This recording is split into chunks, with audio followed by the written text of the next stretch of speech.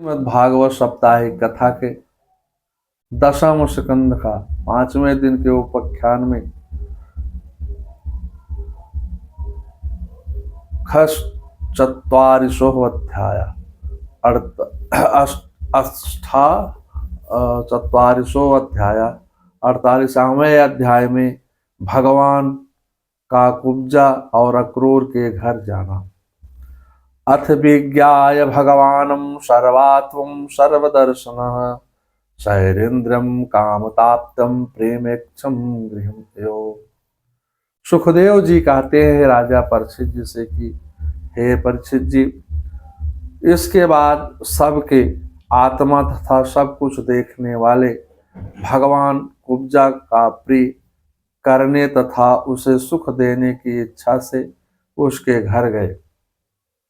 कुब्जा भगवान की नित्य सिद्ध पत्नी थी।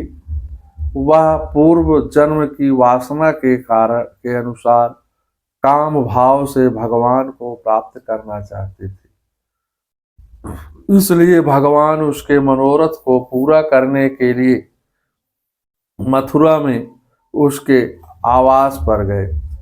भगवान के साथ भगवान के प्रिय सखा उद्धव जी भी गए। कुब्जा का आवास बहुमूल्य सामग्रियों से भरा हुआ था।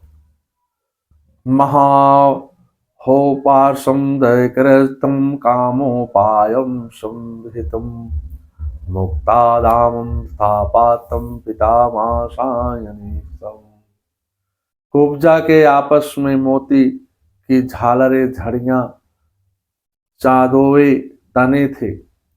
कमरों में सेजे बिछी हुई थी।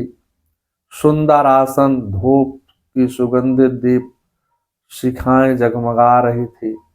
स्थान स्थान पर फूलों के हार इत्यादि रखे हुए थे। भगवान श्री कृष्ण को अपने आवास पर आते देख कुब्जा तुरंत हड़बड़ाकर अपने आसन से उठ खड़ी हुई। सखियों के साथ आगे बढ़कर उसने विधि पूर्वक भगवान का स्वागत किया। कुब्जा ने परम भक्त उद्धव जी की भी समुचित रीत से पूजा किया, परंतु वह उसके समान सम्मान के लिए उसका दिया हुआ आसन छू करके पृथ्वी पर ही बैठ गए। अपने स्वामी के आगे उन्होंने आसन पर बैठना उचित नहीं समझा। कुब्जा भगवान से ज्ञान चर्चा करने लगी। रात्रि होने पर दोनों एक ही कमरे में सो गए। कुब्जा ने इस जन्म में अकेले भगवान को अंगराग अर्पित किया था। उसी एक शुभ कर्म के फलस्वरूप उसे ऐसा अनुपम अवसर प्राप्त हुआ। प्रागेहम सस्याम देवस्या रमायाम रेमे अनुपारस्तुम पूर्लेशया। उद्धव जी ने पूरी रात भगवान को अपने पास सोते देखा। इस रहस्य को कोई नहीं जान सका। कुब्जा भगवान के पास आने से लज्जा का अनुभव कर रही थी।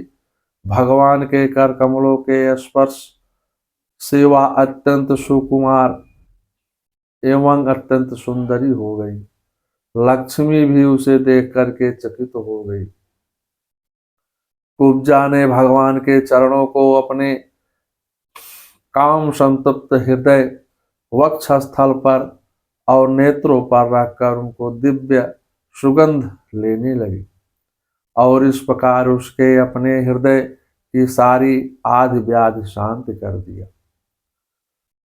दोभ्यम स्थानांतरम पर्यभ्यम कांतम मंदमूर्तिम जहात दीर्घातापतम।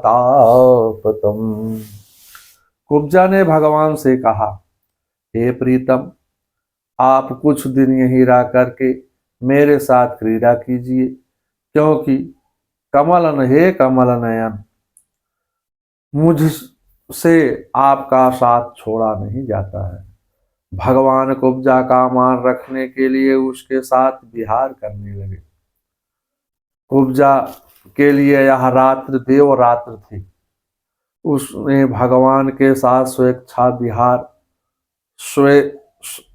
यथेच्छ विहार किया जब भगवान जाने लगे तो उन्होंने पुनः प्रार्थना किया कि हे प्रीतम, आप कुछ दिन मेरे साथ और विहार करें। भगवान ने तथास्तु का करके उसे वरदान दिया। तदंतर भगवान पुनः अपने भक्त उद्धव जी के साथ अपने स्थान पर लौट आए। दुराराध्यम समाराध्यम विष्णुम सर्वेश्वरम यो विष्णुम मानसो अस्तम कुमनीयसो। भगवान तो ईश्वरों के भी ईश्वर हैं। जो कोई उन्हें विषय सुख मांगता है वह निश्चय ही दुर्बुद्धि है। गर्ग संहिता के अनुसार कुब्जा पूर्व जन्म में सुपर्णखा थी। अक्रूर भवनम कृष्णम शरारामोद्धवम प्रभो किंचित केशम प्रागम क्रूरम प्रिय काम्या। एक दिन सर्वशक्तिमान भगवान श्री कृष्ण बलराम और उद्धव जी के साथ अक्रूर जी की अभिलाषा पूर्ण करने के लिए उनसे कुछ काम करने के लिए उनके घर गए। अक्रूर जी कृष्ण बलराम को दूर से देख करके खड़े होकर के प्रणाम किया, आनंद से उनका अभिनंदन आलिंगन किया। अक्रूर जी ने उनको सुंदर आसन दिया तथा अर्घपाद से उनकी पूजा करने लगे। चरणोदक सिर पर धारण किया, सिर झुका करके झुकाकर दबाने लगे। तदंतर भगवान की स्तुति करने लगे। अक्रूर जी ने कहा, आप दोनों कारण और जगत रूप आदि पुरुष हैं। आप से अतिरिक्त कोई वस्तु नहीं है, ना कारण है न तो कोई कार्य ही है। आत्मसृष्टमिदं विश्वमन्यं विश्वं स्वाशक्तिभिः ईशते बहुधं ब्रह्मांड तनुसुत प्रत्यक्ष गोचरम। आप ही अपनी शक्ति से इसकी रचना करते हैं। आप ही अपनी काल माया आदि शक्तियों से इसमें प्रविष्ट होकर के जितनी भी वस्तुएं देखी और सुनी जाती हैं उनके रूप में प्रतीत हो रहे हैं।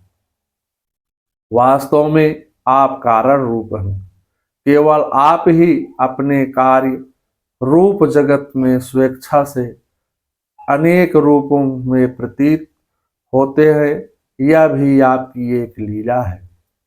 आपने जगत के कल्याण के लिए यह सनातन वेद मार्ग प्रकट किया।